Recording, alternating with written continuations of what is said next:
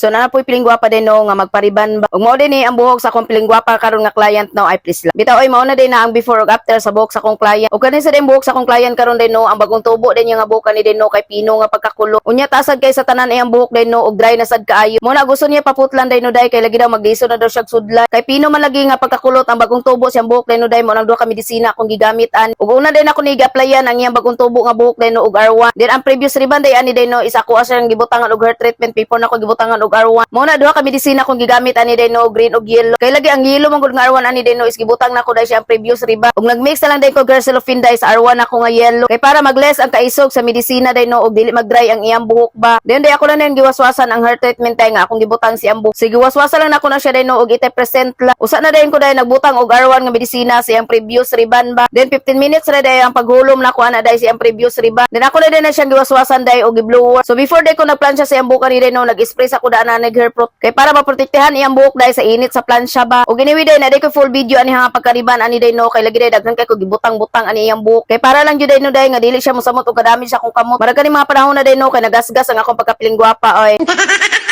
Kaya lagi ba kung tanawon magud ninyo sa kamera din no marag okay pa kay sa tanan iyang buhok. Pero sa personal magud ana din no is nagrabirize na manggod. Kay mas ang nindot manggod ang tanan nga buhok day no day kay KO is treatment na.